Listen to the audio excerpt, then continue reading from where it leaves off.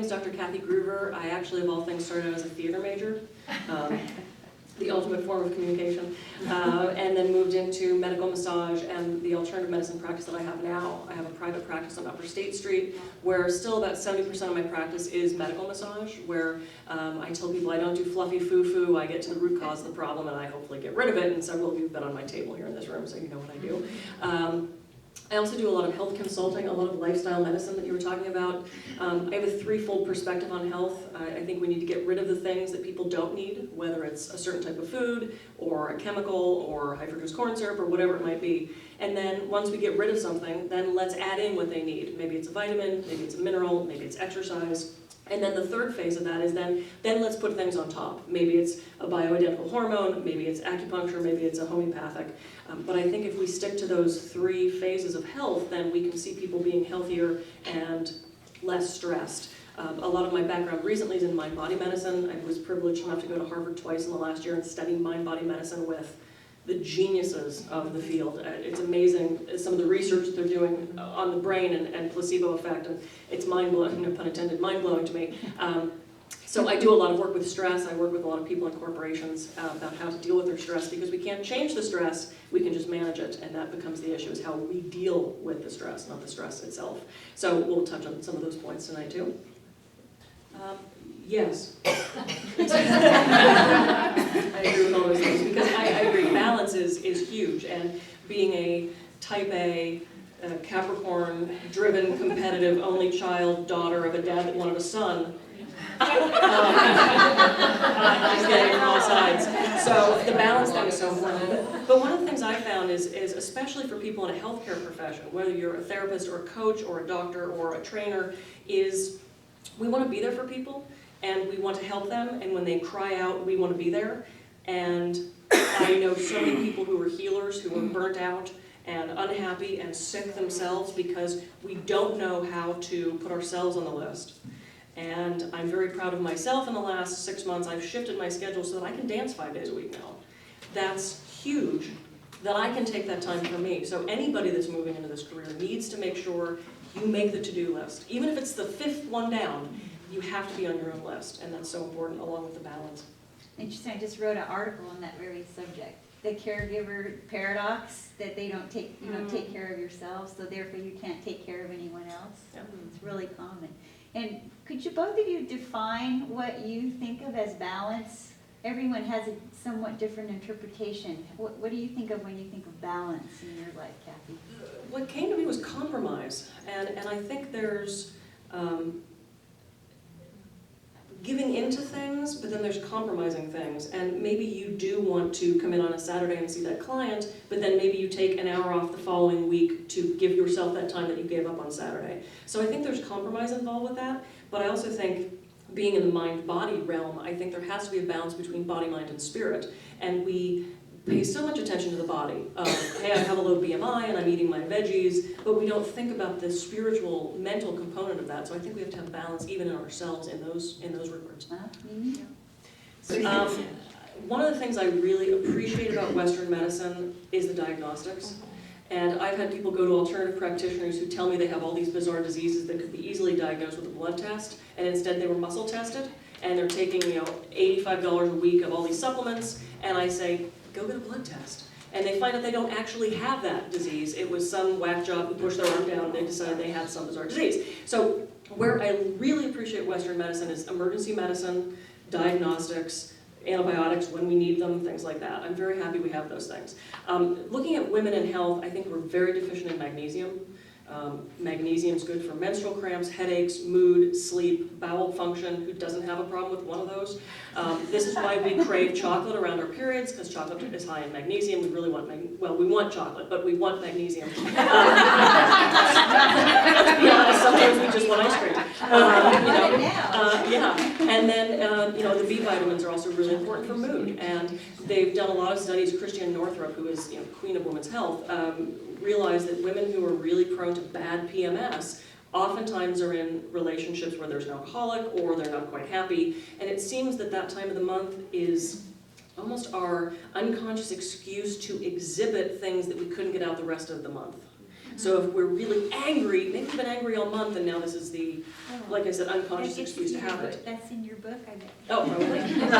But also, I think we're programmed in this society still to, it's the curse. We're not allowed to talk about it. We're not allowed to say period. We're not, it has to be this hush-hush thing. I mean, my mother used to take her pad and wrap it in a paper towel and sneak it into the bathroom so I didn't know what it was. Thank God we're away from things like that, I hope. But menopause is this, oh, wait till you have hot flashes. And, oh, you're going to have a terrible time. And you're not going to want to have sex. And it's like, why are you programming that? Why can't you be vibrant and sexual and youthful at 70? I had a 95-year-old client ask me if I could tell her where her G-spot was. I want to be that woman. My husband's going to be 106, so that might be fun. But we're working out. But there's no reason we have to give into that societal, it's the mind-body thing. We're programming ourselves to have a bad experience. We're going to have a bad experience. Okay. Kathy, what recommendations do you have for stress and recognizing it? I brought a printout of the warning signs of stress. You can all have those. She takes one. One of the biggest things is the sleeping issue. Yeah. One of the other things I see is muscle tension in the body. Because I'm putting my hands on people all day, I see shoulders up to here, and I say drop your shoulders, and they say they're dropped. And I go, no, yes they are. No, seriously. Jaw tension, they'll wake up with headaches. And in my experience, if you wake up with a headache, you've been clenching or grinding all night. It seems to be the reason for that. Normally headaches sort of develop over the course of the day. The sleep thing's really fascinating, and it becomes that mind-body connection of, it's not that you can't sleep because of something you can't sleep, it's the thoughts. You wake up to go to the bathroom and suddenly you're reviewing your day, you're stressed about the next thing, and this is where I find affirmations are really useful, because you can only think one thing at a time. You can't have two simultaneous thoughts. So if instead of running through your day of, oh geez, I gotta do this panel discussion, I don't know what I'm gonna say, and I gotta print the things about stress, and I gotta, my husband, instead I say, I fall asleep quickly and easily, I wake up feeling refreshed. And that does one of two things. It programs me to fall asleep easily and wake up feeling refreshed, or at the very least, it shuts out those other thoughts. So that is a huge sleep tip, and I have all my clients do that. And then there's things that aren't chemical that help, tryptophan and melatonin and valerian root and homeopathics and things like that. It's a whole lecture of And sleep not drinking itself. soda at 7. Not drinking soda at all. At all. Glass of wine. A glass of wine is actually a stimulant long term. So, but yeah, those are the things. And I think we're not even recognizing the stress, which is why I printed that out. So little things we're not even aware of. A lot of publicity about antioxidants and improving fruits and vegetables in your diet, integrating fruits and vegetables that are dark in color. Can you talk a little bit about that, the benefits, or nutritional supplements that claim to increase your score? She's come back. Time for one more question. Okay, talk about antioxidants. You do. You probably know more than me. Actually, you probably know more They're than I do. good. Vitamin C, right? Yeah, Glutathione is great. They help clear out the inflammation in the body, and inflammation is horrible. It's contributing to all sorts of disease. Our diet is highly inflammatory, so taking antioxidants are incredibly good for us. It's all as much as complex as I know about that. I wanted to, can I answer her question about about the pushing through? I guarantee if you keep pushing through, your body's going to stop you at some point. Whether it's a heart attack or a bad issue with bowel something, or if your body will pull your skirt and say mommy, mommy, mommy for so long before it starts throwing things off the shelves and having a tantrum. We have to listen to the little signs before it becomes the big signs. And the breathing, the stress response is quickly counteracted with the relaxation response, which Herbert Benson found at Harvard. And doing something as simple as what they call a mini meditation, which is on the inhale you think I am, and on the exhale you think at peace. That's all you have to do. You can do it in traffic, don't close your eyes. You can do it in the line at the post office. I do this all day long. And my clients who are really stressed out, I was telling a couple of you before this, I had a 44-year-old friend who had a stroke last week. Her blood pressure went through the roof, brain hemorrhage, stroke, she's in horrible shape. But one of the things I reminded her to do was do your minis. You're laying there doing your, trying to get your fingers to work again. I am at peace, and saying that over and over again calms those chemicals down and actually slows down our aging process too. It's so much cheaper than Botox. One of the things that my clients have the biggest complaint about is their doctor's not listening. And one of the reasons I think is they don't know how to communicate with their doctor. And it's so important to, if you get flustered talking to your doctor, have a list of questions, have a list of things you want to ask, and be prepared to have a dialogue with your physician. And then part of that is communicating with yourself. Do you know how you feel? We know if our car starts to make a noise and we can call the mechanic and say, when I'm going uphill in the snow and I turn the steering wheel to the left, it goes click, click, click, click, click. We know that, but we don't know when our own body's doing something wrong. So I think we need to start paying attention to what feels right and wrong in our own bodies, and then finding words to communicate to our healthcare practitioners about that. It's really important that we know ourselves, or else no one else can help us. And what do you see on the horizon? You just wrote your book, you do research, and you're watching trends. What do you think we should be looking for on the horizon as far as advances in the field? I think there's a huge, huge leap happening in the mind-body realm. Harvard's leading the way in mind-body medicine research, and they've actually done genetic studies. They're looking at gene expression, and they're seeing that doing these mini meditations in people who are long-term meditators, their heart rate slows, their blood pressure normalizes, their respiratory rate slows, they burn calories more efficiently, their brain functions better, and they're slowing down aging.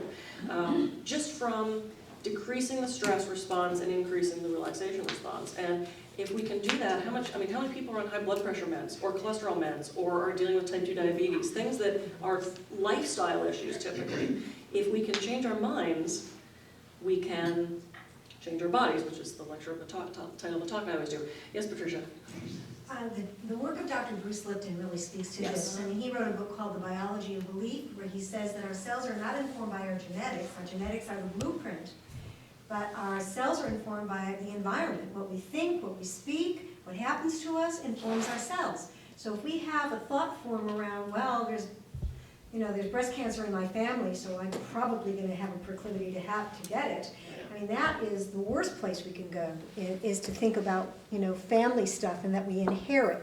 So, what we think about in regard to our body is absolutely critical to how our body responds. Right, and all the time I see my friends on Facebook who are posting, I'm not getting sick, I'm not getting sick.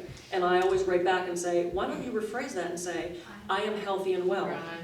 And they go, oh, great idea. And then 2 weeks later, I see that they've posted that on their friend's wall, saying, Kathy, attribute to Kathy Gruber, why don't you, because we have to change our minds on that. And you're in the research realm as well, so. We're almost out of time, so Quick question. Monique has a Kathy question. had mentioned this a little bit earlier, but you said that our diets are inflammatory. What does that mean? Well, we have these omegas, these fats, and we used to be in pretty good balance of 3s and 6s. 3s are the good fish oils, 6s are the inflammatory fats. But when our diet shifted to the standard American diet, which is indeed sad, we started to get all this processed food, all these trans fats, all this stuff, and those are inflammatory fats. So now we have a huge amount of 6s and not very many 3s. This is why everyone's pushing this fish oil thing. The inflammation, just like, it's kind of like oxidation. So if you leave, a metal out in the rain and the air, it starts to oxidize. I use the analogy for any of you that grew up back east, where you remember putting your summer clothes away for the winter and then you pulled them out the next summer, and you go to put those shorts on and you pull to put them on, the elastic just goes, and you have shorts that are like 6 feet long because the elastic doesn't snap back. That's basically what inflammation does to our blood vessels. So that's one of the reasons we have arteriosclerosis, because the cholesterol then goes, oh crap, that's damaged, and the cholesterol rushes to that to fill it in. And then we have a buildup, and then we have problems. So if you can decrease the inflammation, and the inflammation is linked to joint pain and cognitive issues and all sorts of problems. So if you take things like antioxidants and you watch that your diet isn't inflammatory, oh, excuse me, I finally hit puberty, isn't inflammatory, then you're going to decrease a lot of those inflammatory diseases. Question? Well, I have 2 questions, but the talk about hormones, there's been a lot said about hormones and about bioidentical hormones and different feelings about it. That there's the positive, of course, like what you're saying, but then there's also, because I've talked to Dr. Susan Love, I know she has a different theory on it, but brought up the subject that maybe we shouldn't be on them unless we absolutely need to, because our bodies weren't meant to have that. It gets a little complicated as women trying to weave through this, because I've been on and off them for different reasons. I'm not in menopause, but what's your thoughts on this hormone deal? Because seems so complicated. I've heard numerous experts speak about hormones. I don't test hormones, I don't deal with hormones. I do a lot with thyroid. Yeah, and thyroid. Yeah, I don't know. I haven't hit a point in my life where I need to be on hormones. I'm not perimenopausal, I don't have perimenopausal symptoms. I have a client who's 72 and is still menstruating monthly because she's on so many hormones. Mm-hmm. That doesn't seem right to me. That's not, I understand supplementing for the health aspect of it, but if you want to try to look 40 at 70 and that's your objective in doing it, I can't agree with that. I think we need to stick as close to nature as possible. Now, having said that, I might want to look 40 at 70. So I don't know that I know enough Power of about it. positive thinking is gonna be enough? Well, I'm actually 70 now. It's not so much that, it's the negative part that I'm concerned about. There is a lot of negative publicity about hormone therapy. Well, I have a client that was taking a lot of hormones. She's probably 56 and was still getting her period because she was on enough hormone and just got diagnosed with hormone-positive breast cancer. So she's now off the hormones. She had to have a lumpectomy and she did a little bit of radiation. And now she was thrust into menopause really damn fast because she went from supplementing hormones to nothing. And she's gained weight and her skin has gone and she doesn't have any energy. And she, I almost wonder if it wouldn't have been better to go through it naturally over the course of the 7 years and not have this suddenly inflicted menopause. I don't know, I'm not a hormone person, so I don't know if you guys have any, yeah. Eat well, have good positive thoughts, take the time you need, and find something that inspires you and enlightens you and continue educating yourself, because education is the empowerment that we need to move forward and to make sure that we're staying healthy. Okay, thank you very much to our panel.